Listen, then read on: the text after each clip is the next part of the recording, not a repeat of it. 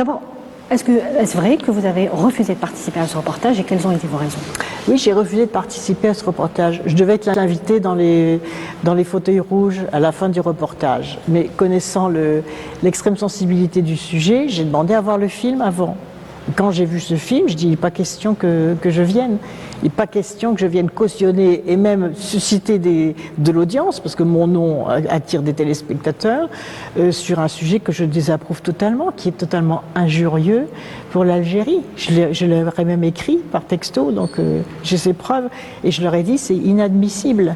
Alors, imaginez qu'une télévision publique algérienne fasse un reportage comme ça sur Emmanuel Macron. Imaginez ce que dirait la France.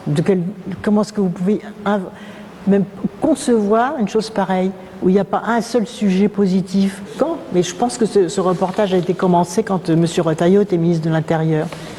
Donc ça ne m'étonne pas. Je pense que ça aurait été orienté. Et l'objectif de ce reportage, quand on y réfléchit bien, c'est de disqualifier les binationaux.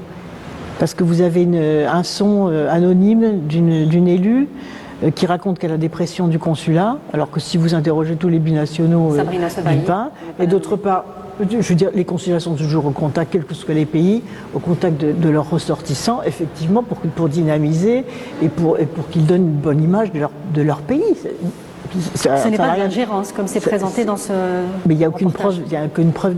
Donc, vous voyez, le mécanisme qui consiste à disqualifier les élus binationaux, à injecter ce petit poison du soupçon d'ingérence, c'est signé. Et d'une part, et d'autre part, comme par hasard, c'est à 2 mois des élections municipales.